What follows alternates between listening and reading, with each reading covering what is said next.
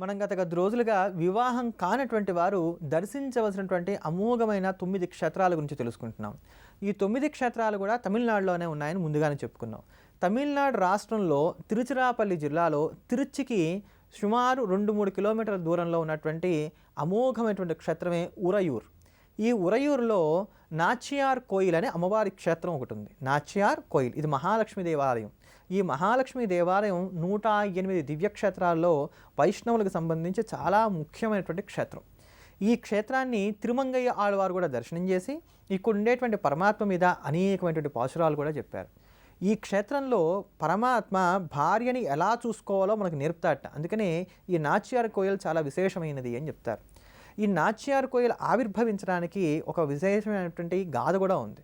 ఒకానొకప్పుడు మేధావి అనబడేటువంటి ఒక మహర్షి ఉండేవాడు. ఈయన మహావిష్ణువుని అల్లునిగా పొందడానికి, మహాలక్ష్మిని కూతురుగా పొందడానికి గొప్పదైన తపస్సు చేశాడు. ఇలా తపస్సు చేస్తూ ఉంటే ఆయనకు వృక్షమూలంలో లక్ష్మీ అంశతో కలిసినటువంటి ఒక శిశువు లభించింది.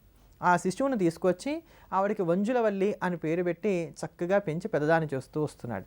ఇలా ఈవిడ యుక్త వయస్కురాలకు వచ్చేసరికి మహావిష్ణువు ఈవిని వివాహం చేసుకోవడానికి గాను మానవ రూపంలో భూలోకానికి వచ్చాడట. అలా వస్తూ విష్ణువుకి 5 వ్యూహాలు ఉన్నాయి కనుక ప్రద్యుమ్న, అనిరుద్ధ, సంకర్షణ, పురుషోత్తమ, వాసుదేవ అనబడేటువంటి 5 రూపాలు సంతరించుకొని 5 మానవాకారాల్లో వీళ్ళింటికి వచ్చాడు. ఇలా మేధావి ఋషి యొక్క ఆశ్రమానికి వీళ్ళు రాగానే మేధావి ఋషి యొక్క శిష్యులు ఎవరైతే ఉన్నారో వారందరూ కూడా వీళ్ళని పిలిచి స్వాగత సత్కారాలు చేసి చక్కగా భోజనాలు వడ్డించారు.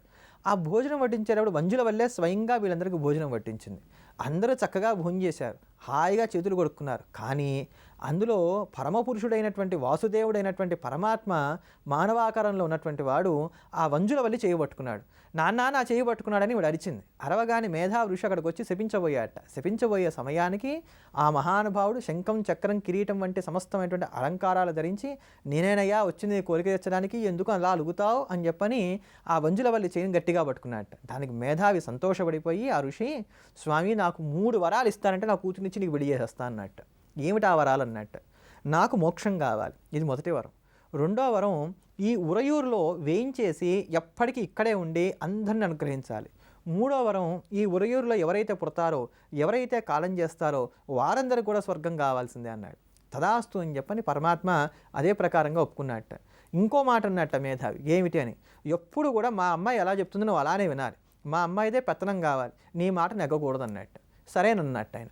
ఎప్పుడైనా ఆడపిల్ల తండ్రి కోరుకునేటువంటి కోరికే కదా ఇది, సరేనన్నట్టు. అందుకని ఇప్పటికీ కూడా నాచియార్ కోయిల్లో ఎప్పుడైనా సరే వాహన సేవలు జరిగినా ఏవి జరిగినా అన్నిటికీ ముందు అమ్మవారే ఉంటారు. ఈ నాచియార్ కోయిల్లో ఉండేటువంటి విశేషం ఇది.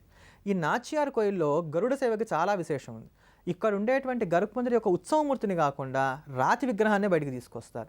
ఇలా రాతి విగ్రహాన్ని బయటకు తీసుకొచ్చేటప్పుడు ముందు 4 మోస్తారు, తర్వాత 8 మంది, ఇలా పెంచుకుంటూ 32 మంది మోస్తారు. కారణం ఏంటంటే బయటకు వచ్చేటప్పుడు గరుత్మంతుడు బరువు పెరుగుతూ ఉంటాడట. ఇలా ఎందుకు గరుత్మంతుడు బరువు పెరుగుతాడు అని అంటే, అమ్మవారు హంసవాహనం మీద ఉంటే అయ్యవారేమో ఈ గరుత్మంతుడి మీద వస్తూ ఉంటారు. మరి ఈయన మాట ఇచ్చాడు కదా మేధావి ఋషికి, ఎప్పుడు కూడా మీ అమ్మాయి ముందుంటుందని. మరి గరుత్మంతుడేమో చక్కగా ఎగురుకుంటూ వెళ్ళిపోతాడు.